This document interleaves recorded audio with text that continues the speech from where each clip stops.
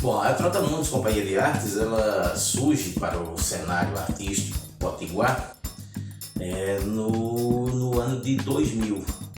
Nós éramos vindos do grupo de teatro Alegria Alegria, um grupo de teatro de rua, e partimos para uma nova fase como produtores, como artistas, ator, atriz, que foi exatamente a criação da Trotamundos Companhia de Artes. Esse nome, que significa andarilhos, coisa do tipo, seria mais ou menos o Globetrotters, se fosse em inglês, que dá essa conotação de ser uma companhia de viagens, de andanças, de trocas de experiências e tal. O nome Companhia de Artes, no plural, é exatamente para a gente não ficar preso apenas a uma linguagem artística, não ficar companhia de teatro, mas é uma companhia de artes. Então a gente se dá o prazer de trabalhar com músicas, trabalhar com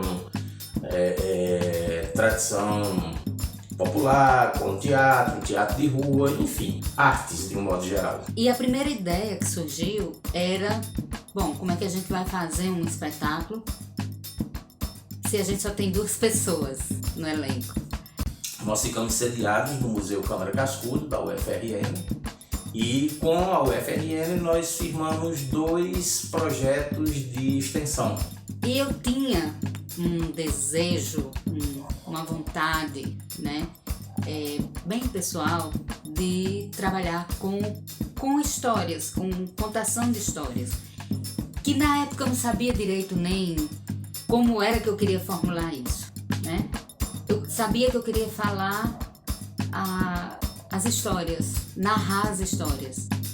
Era uma ideia de um trabalho com contação de histórias, tradição oral, particularmente contação de histórias.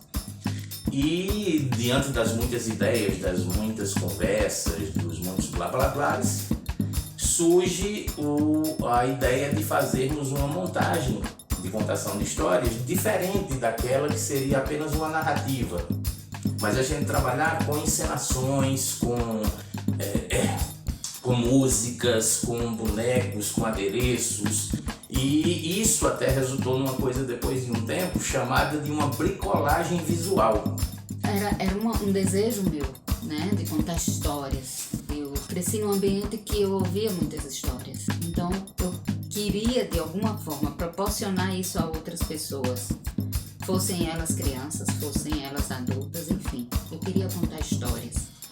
E eu acho que esse meu desejo era tão forte, tão latente, assim, tão bacana, que Beto terminou vindo nessa mesma vibe e a gente começou a estudar formas de fazer. E quando a gente pensava em formas de contar histórias, a gente pensava em formas que a gente gostaria de ouvir as histórias. Como é que a gente gostaria de ouvir as histórias, Como é que a gente ficava observando as crianças, observando as pessoas e a gente ia identificando isso. Porque assim, a gente conta história o tempo todo. A gente conta história quando a gente chega no trabalho, que a gente vai dizer o que foi que aconteceu quando a gente veio de casa para o trabalho. A gente conta história quando a gente chega em casa ou a gente ouve histórias também o tempo todo, O filho chega do colégio, diz como é que foi a aula, o marido chega do trabalho, a gente chega do trabalho, enfim, a gente está o tempo todo contando histórias.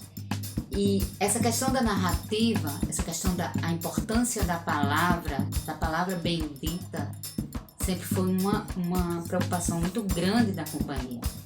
Como precisávamos de um título para essa montagem, então a gente pensou, e diante das nossas pesquisas com a cultura popular, nós nos pegamos com um livro do Patativa do Assaré, Canta Lá Que Eu Conto Cá, e aí, parafraseando o livro do mestre Patativa do Assaré, nós coloquei como cascudo era o objeto central que dava esse suporte teórico para o trabalho que estava se desenvolvendo. Então nós resolvemos colocar assim, cascudo, Canta Lá Que Eu Conto Cá. E essa estreia no ano de 2000 na Cientec foi uma coisa bem maluca, assim, porque eu me lembro bem que o cenário era diferente, tinha um caixote grande, E no corre-corre pra gente terminar aquilo, a gente só conseguiu pintar 3 partes do caixote. Então a ideia foi, não, joga essa parte que não tá pintada para trás para que as pessoas não vejam. Então tem alguns bonecos que ainda estavam precisando de alguns detalhes, umas coisas ou outras, porque toda a construção, desde de pesquisa, textos, bonecos, adereços, tudo partiu da gente. A gente que foi criando, foi fazendo. Tivemos uma colaboração fantástica nesse processo, que foi com o José Ramalho, um português, diretor do grupo Marionetas de Lisboa, que estava aqui em Natal, no Centro Experimental, dando uma oficina de confecção de bonecos em espuma. E isso pra gente foi um achado, né? A gente conseguiu solucionar muitas coisas através dessa coisa da espuma. Com o tempo os bonecos foram sendo modificados, afinal de contas, né, o espetáculo ele teve essa estreia no ano 2000 e até hoje ele permanece. Quando a gente estreou o Cascudo, obviamente a gente não imaginava que esse espetáculo ia chegar tão longe, né? A gente tinha muito receio, a companhia estava iniciando, a gente estava começando esse processo, era um processo novo na vida da gente, dessa companhia. E é muito gratificante, né, a gente perceber que aquele trabalho que começou de uma forma muito simples, né, embora ele não tenha perdido a simplicidade, mas ele começou de uma forma muito simples, de uma forma muito mais artesanal do que o que ela é hoje, né, porque a gente mantém o Cascudo sempre muito, muito artesanal, né, com essa ambientação muito artesanal. E para mim, particularmente, né, que assino de certa forma essa história do Cascudo, que assino toda essa parte de figurino e tal, isso para mim é muito gratificante e me dá uma responsabilidade muito maior em relação ao que está por vir, né?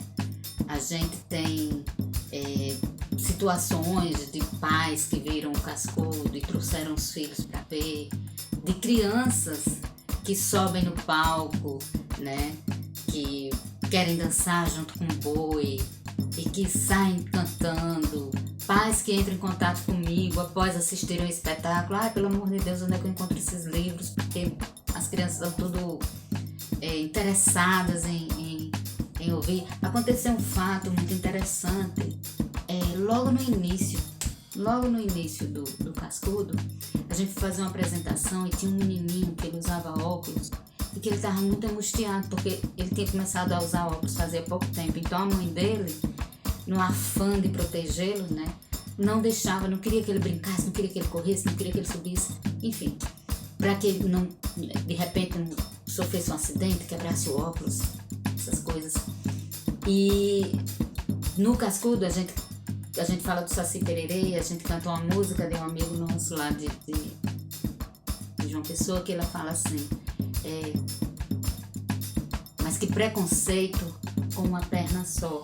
Para ser feliz, uma perna só basta para ser feliz. Ele fala que o Saci, fala do Saci, né, do Saci Pererê.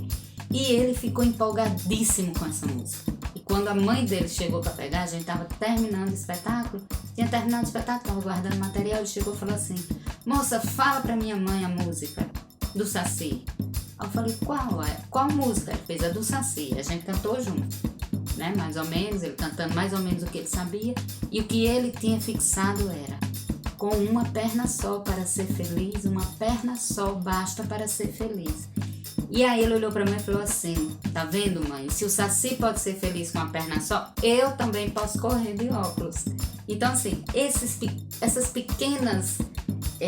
pequenos momentos que a gente não imaginava nunca, né?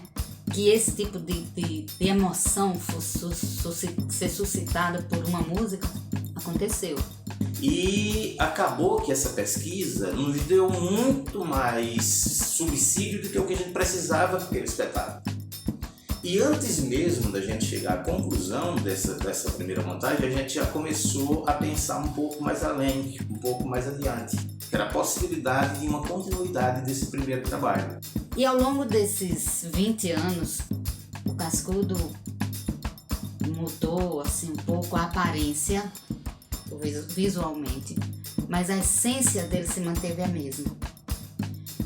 E para mim é uma alegria, uma vitória, porque a gente começou com muito receio, a gente começou muito delicadamente, sabe, assim, pé ante pé, galgando o nosso espaço, né, construindo a nossa história, a nossa forma de contar histórias, que não é certa, não é errada, porque não existe certo e errado.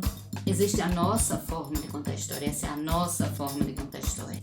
É a forma como a gente se sente bem, né? E aí, quando surgiu essa possibilidade da segunda jornada, eu pensei, por que não, né? Por que não a gente continuar essa história? Essa história que tem tanta coisa a nos falar, tem tanto a nos dizer, né? Tem tantas emoções ainda para suscitar, tantas reflexões, tantas gargalhadas, né? Então eu acho que eu não conheço realmente, pode ser uma ignorância minha, mas eu não conheço realmente um outro espetáculo que tenha, digamos assim, essa continuação, né? Mas eu me sinto muito instigada para fazer isso, né? Impulsionada por esses 20 anos que vieram antes, né? Que a gente não vai parar, obviamente. O Cascudo ele não vai parar, a primeira jornada. A gente só vai juntar, né? Fazer agora o Cascudo primeira jornada e o Cascudo segunda jornada. Então, eu acho que para mim, enquanto contadora de histórias, poder dar continuidade a essa história é maravilhoso, né? É a coroação de um trabalho que a gente vem tecendo, né? De uma teia que a gente vem tecendo há muito tempo. E isso é muito bacana, e isso é inusitado e ao mesmo tempo é muito bom. Acho que o ponto maior é homenagear esse cara que foi tão generoso de juntar todas essas coisas da cultura humana, registrar e deixar aí pra gente ter um norte a seguir. Então, Cascudo Canta Lá Que Eu Conto Cá é mais ou menos isso, uma homenagem contínua. E a segunda jornada do Cascudo, ela vai se basear em histórias reais, né? Ambientadas ludicamente. Quando eu ouvi a história, né, as várias histórias de Cascudo, desse encontro dele com o seu grande amor, Dona Dália, ali na primeira história já me suscitou um conto de fadas. Um dia, ele acordou aos 7 anos de idade e foi conversar com sua mãe.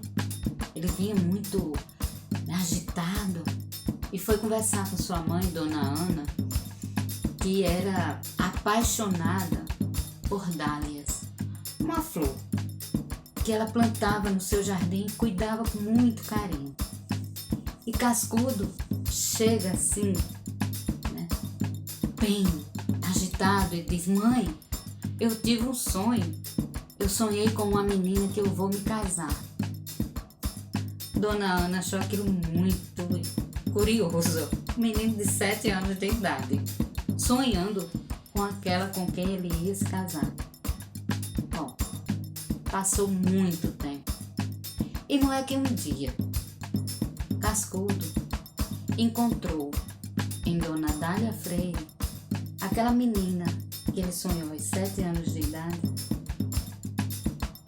E assim, são essas histórias de vida, histórias de amores reais, que poderiam muito bem se transformarem em um conto de fadas que que é a constituição do cascudo segunda jornada. E o que era de papel molhou-se, e o que era de vidro quebrou-se, e entrou por uma porta, saiu por outra, e quem quiser, conte outra.